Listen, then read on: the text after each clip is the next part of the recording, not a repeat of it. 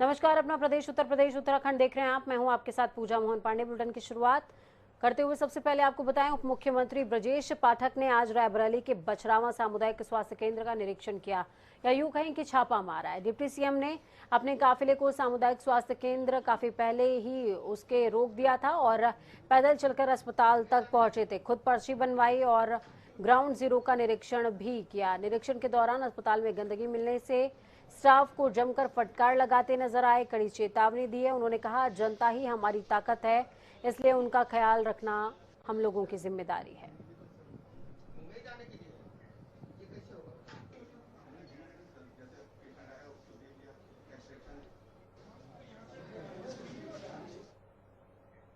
ज्ञानवापी मस्जिद केस में फिर सर्वे की प्रक्रिया शुरू कराई जाएगी। कल कोर्ट इस सर्वे के लिए नई तारीख देने वाला है। अभी तक सिर्फ एक ही दिन सर्वे हो पाया था और अगले दिन वो प्रक्रिया भी नहीं हो पाई थी। ऐसे में अब कोर्ट एक नई तारीख का ऐलान करने वाली है। कल दोपहर को 2 बजे मामले की सुनवाई होने जा रही है। वैसे पहले कहा गया था कि इस मामले में हिंदू पक्ष की तरफ से राकेश सिंह अपना केस विड्रॉ कर लेंगे, लेकिन आज बताया गया कि वो अपना केस यथावत रख रही हैं।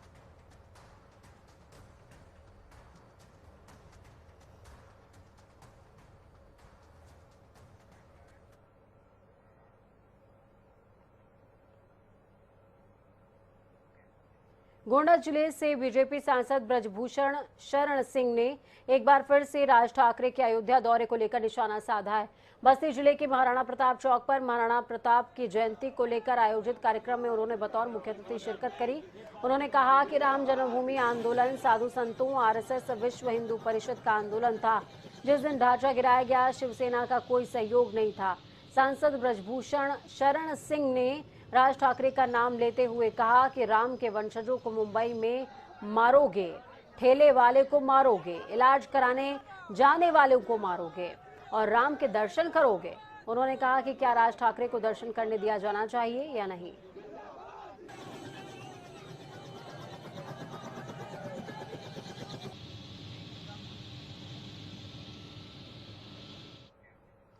योगी सरकार ने एनकाउंटर में मारे गए विकास दुबे और उसके रिश्तेदारों की 67 करोड़ से ज्यादा की संपत्ति को जब्त कर लिया।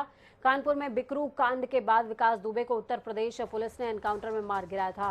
कानपुर की जिला अदालत ने विकास दुबे और उसके रिश्तेदारों की संपत्ति को अटैच करने का आदेश दिया है। साथ ही विकास दुबे के खजांची जय वाजपेयी के खिलाफ भी प्रशासन ने सख्त रुख अपना लिया। विकास दुबे और उसके कुछ रिश्तेदारों की संपत्ति को लेकर कानपुर के एसपी आउटर ने डीएम कानपुर कोर्ट को अपनी रिपोर्ट सौंप दी है, जिसके बाद कोर्ट ने यह आदेश जारी किया। बिकरू, चौबेपुर, कानपुर देहात, लखनऊ की 13 अचल और 10 चल संपत्तियों को कोर्ट ने अटैच किया है।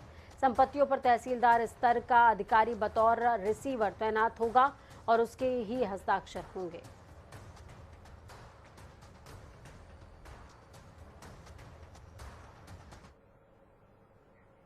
वहीं लखीमपुर हिंसा मामले में आशीष मिश्रा के साथ सह आरोपी 4 आरोपियों की जमानत खारिज कर दी गई।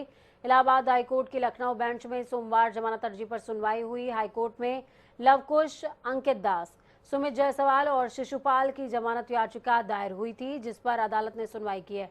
इसके साथ ही इस पूरे मसले में मुख्य आरोपी आशीष मिश्रा की जमानत याचिका पर भी सोमवार को ही दोबारा सुनवाई होनी है। तो वहीं आपको बता दें, ताजनगरी आगरा में प्रचंड गर्मी और पानी की किल्लत किसी से छुपी नहीं हुई।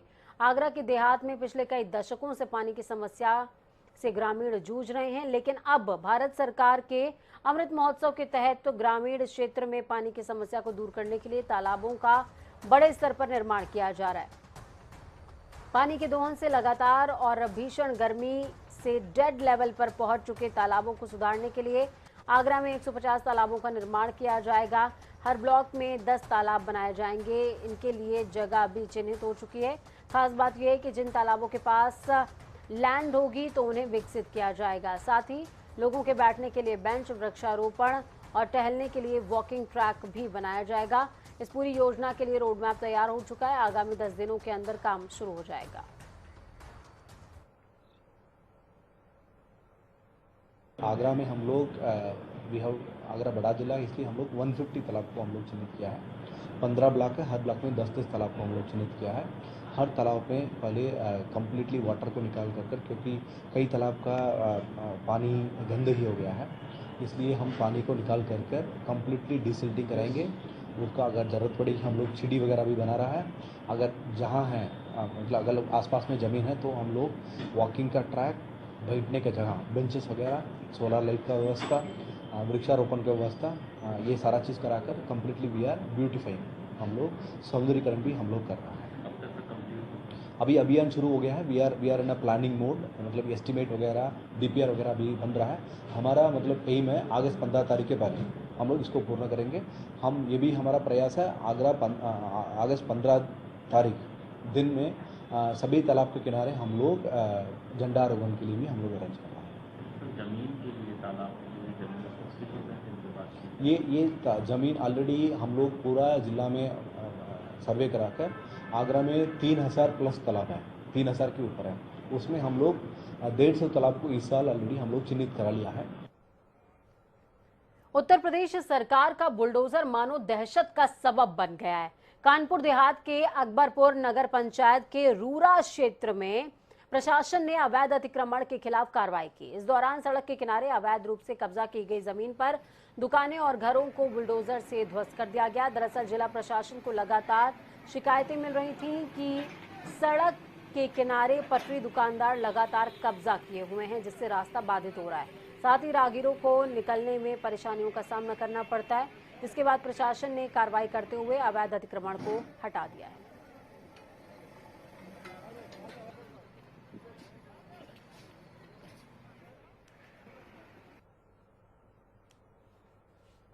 नगर पंचायत क्षेत्र में तमाम लोगों ने नालियों पर अतिक्रमण कर रखा है, जिससे शाम को जब मार्केट के लिए पब्लिक निकलती है तो काफ़ी जाम लगता है। और बरसात का मौसम आने वाला है, नालियों की साफ सफाई किया जाना आवश्यक है। उसको दृष्टिगत रखते हुए माननीय जिलाधिकारी महोदय के निर्देश के क्रम में नगर पंचायत क्षेत्र में अतिक्रमण हटाने का कार्य चल रहा है। और यह अभी विगत सप्ताह से ही चल रहा है, आगे भी जो है कंटिन्यू रहेगा। आगरा जिले के तहसील फतेहाबाद क्षेत्र के घड़ी, नोगवार और बालकपुर में अतिक्रमणकारियों के खिलाफ प्रशासन ने कार्रवाई करी। आपको बता दें कि कुछ दबंगों ने तालाब और ग्राम पंचायत की जगह पर अवैध तरीके से अतिक्रमण कर रखा था, जिसके कारण लोग परेशान होते रहते थे। साथ ही तालाब पर अतिक्रमण की वजह से साफ सफाई की व्यवस्था भी ठीक नहीं हो पा रही थी। इसके बाद जिलाधिकारी पीएन सिंह के निर्देश पर एसडीएम ने भारी पुलिस फोर्स और प्रशासन कर्मचारियों के साथ बुलडोजर लेकर अतिक्रमण को हटा दिया है। कार्रवाई के दौरान कई अवैध निर्माणों को भी हटाया गया। प्रशासनिक अधिकारियों ने अवैध अतिक्रमणकारियों को लेकर चेतावनी दी है कि आगे से भविष्य में अतिक्रमण किया तो उनके खिलाफ सख्त से सख्त कार्रवाई की जाएगी।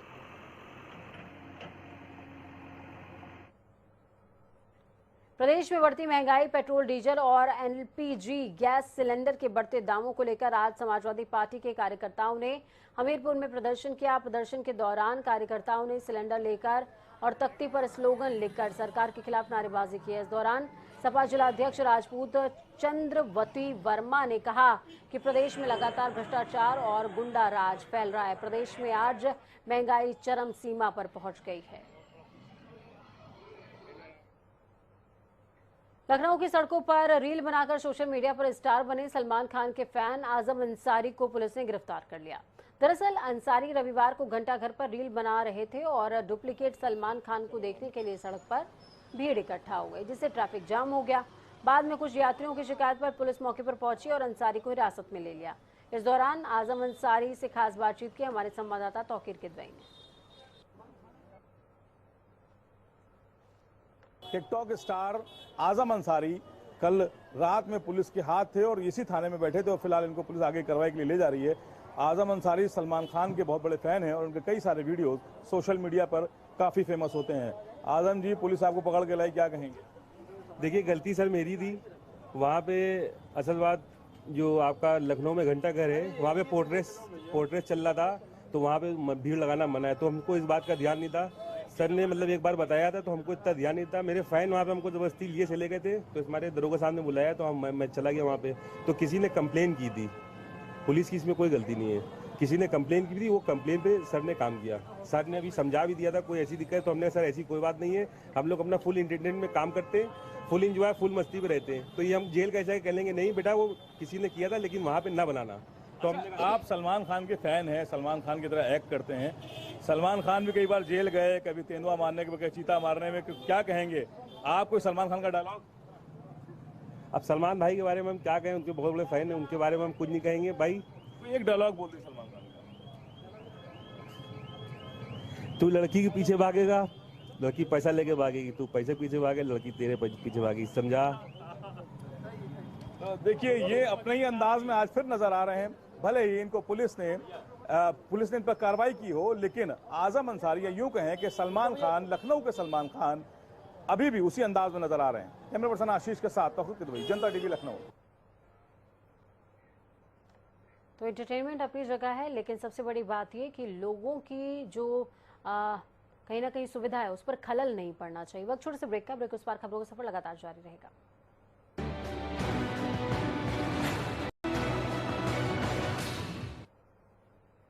मिशन शक्ति अभियान के तहत लखनऊ से आई टीम ने बरेली में महिलाओं को जागरूक किया।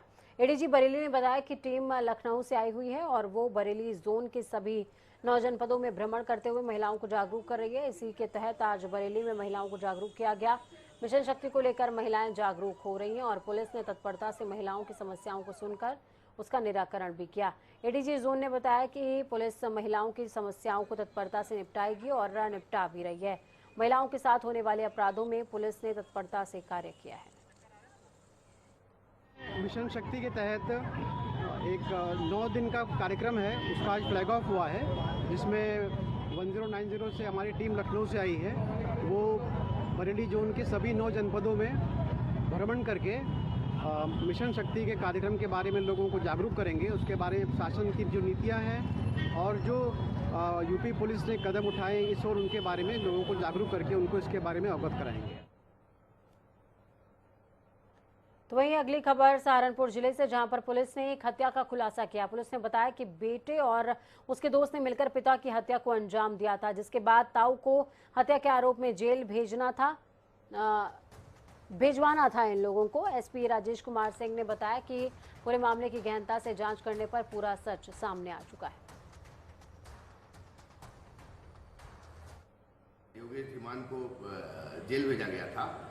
बाद में जब कुछ बातें निकल के आई कि ये आत्महत्या का प्रकरण नहीं है बल्कि हत्या का प्रकरण है और उसके खुद के लड़का जो अनव है वो आवारा किस्म का है और उसी ने हत्या की है, तो उस अनव को जब गिरफ्तार करके उसको गहराई से पूछताछ की गई तो उसने अपना जुर्म कबूल किया और उसने स्वीकार किया कि उसने ही अपने पिता मनोज धीमान की हत्या की थी अपने एक मित्र सागर उर्फ मोंटी के साथ मिलकर।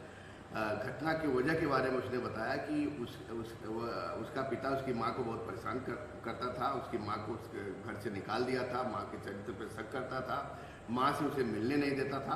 तो उसने अपने मित्र मोंटी के साथ एक योजना बनाकर अपने पिता की हत्या की थी।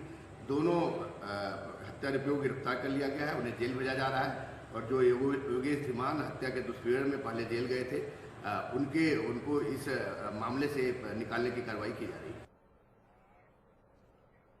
चंपावत में होने वाले उपचुनाव को लेकर आज मुख्यमंत्री पुष्कर सिंह धामी ने अपना नामांकन दाखिल किया और इस दौरान भारी तादाद में कार्यकर्ता और आम जनता के साथ कैबिनेट मंत्री भी मौजूद रहे। कार्यकर्ताओं ने मुख्यमंत्री पुष्कर सिंह धामी की रैली का स्वागत किया।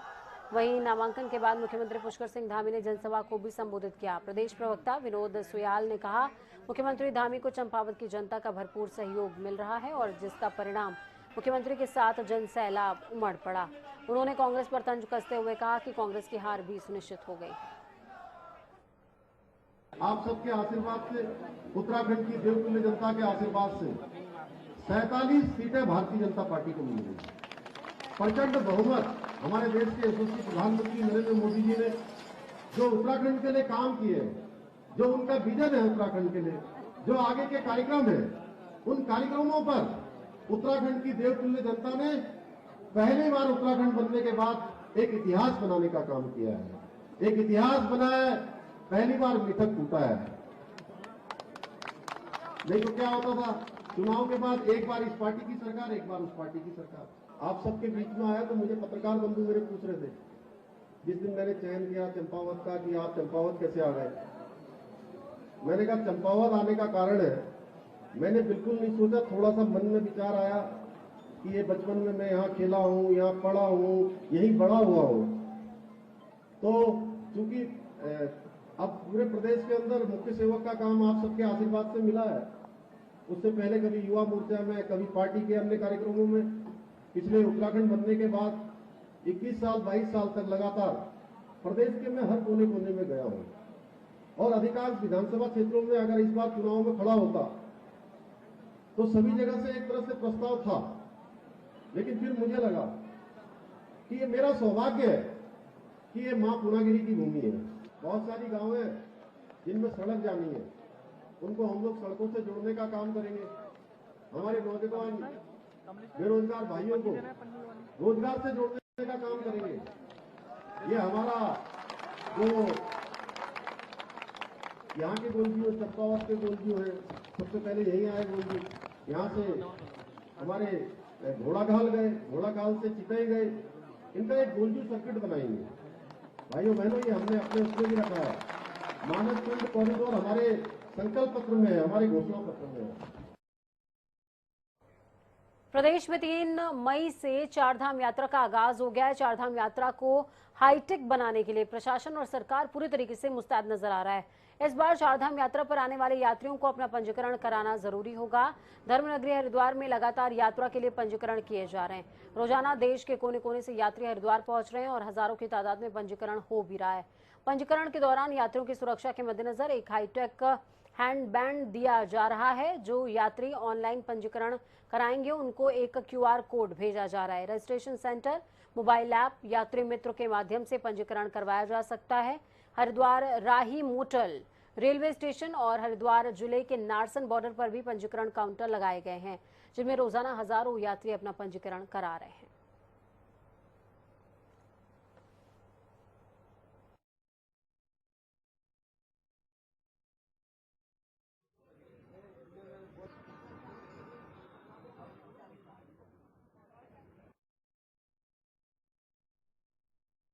पहाड़ों में हो रही बारिश के बाद गौला नदी का जलस्तर 103 क्यूसेक पहुंच गया, जो कि पेयजल संकट के लिहाज से अच्छी खबर है। इससे पहले भीषण गर्मी के चलते गौला नदी का जलस्तर 80 क्यूसेक पर आ गया था, लेकिन दूसरी तरफ भारी बारिश के चलते गौला नदी में भारी मात्रा में सिल्ट भी आ गया है, जिसके चलते हल्द्वानी फिल्टर प्लांट को कई घंटों के लिए बंद करना पड़ा और पेयजल सप्लाई बाधित भी हो गई। हालांकि अब पेयजल सप्लाई नॉर्मल है। गौला नदी का जलस्तर बढ़ना एक अच्छे संकेत के तौर पर नजर आ रहा है। पेयजल अधिकारियों के मुताबिक अगर 15 जून तक गौला नदी का जो जलस्तर है वो 100 क्यूसेक से ऊपर बना रहा तो पेयजल संकट से निजात मिल जाएगी।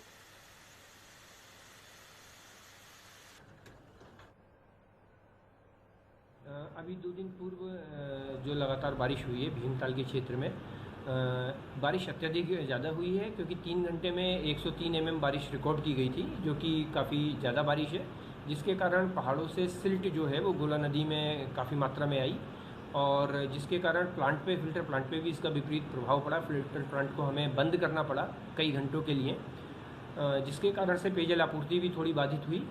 गोला का स्तर इस बारिश से पूर्व जो था वो 82 के क्यूसेक के आसपास था, लेकिन जब ये 2 दिन की बारिश हुई है उसके बाद में 103 का जो स्तर है वो आज दिनांक 9/5 को नापा गया है। तो गोला नदी में पानी की बढ़ोतरी हुई है। अगर ये बढ़ोतरी कायम रहती है 10-15 जून तक तो कोई भी पेयजल की दिक्कत शहर के लिए नहीं होगी। उत्तराखंड में चारधाम यात्रा शुरू होने के साथ ही तीर्थयात्रियों का उत्तराखंड पहुंचना भी शुरू हो गया है। तो वहीं गढ़वाल दौरे से लौटे कांग्रेस प्रदेश अध्यक्ष करण माहरा ने चारधाम यात्रा की व्यवस्थाओं पर सवाल उठाए थे, तो उसका जवाब बीजेपी प्रदेश प्रवक्ता विनोद सुयाल ने कहा है कि चारधाम यात्रा पूरी तरीके से सुचारू रूप से चल रही है। इसके साथ ही सरकार लगातार यात्रा की मॉनिटरिंग भी कर रही है। कांग्रेस पार्टी के प्रदेश अध्यक्ष जी से मेरी उनको राय है कि उन्हें गंभीर बयान देने चाहिए। उत्तराखंड राज्य में 2 वर्ष बाद पर्यटन का दौर लौट रहा है। कोविड से लोग लौटे हैं और जो चारधाम यात्रा है वो यहाँ की लाइफ लाइन है। यहाँ से जुड़े हुए व्यवसायी सभी उस पर निर्भर हैं और इस तरह के नकारात्मक बयान उनके मुझे लगता है कि यात्रा को आगे बढ़ाने में वो गलत सिद्ध होंगे, इसलिए उन्हें सही बयान देने चाहिए। व्यवस्थाएं पर लगातार नज़र रखी गई है। उत्तराखंड सरकार और माननीय मुख्यमंत्री जी उसके लिए पूरी तरह संवेदनशील हैं और उन्होंने वहाँ का दौरा भी किया है, अधिकारियों को भी ड्यूटी भी बांटी है। जहाँ पर भी अगर कोई किसी भी तरह की वो है तो उनको पनिश भी किया है। मुझे नहीं लगता कि किसी भी प्रकार की कोई कमी की जा रही है। इसलिए कांग्रेस को सलाह है कि वो सकारात्मक वातावरण बनाने में अपना सहयोग दे। वक्त यहाँ पर छोटे से ब्रेक का। ब्रेक के उस पार खबरों का सफर लगातार जारी रहेगा। बने रहिए जनता टीवी के साथ, क्योंकि हमें आपकी ताकत, हमारी ये कामना है कि आपका आने वाला कल आज से बेहतरीन भी हो और सुरक्षित भी। नमस्कार।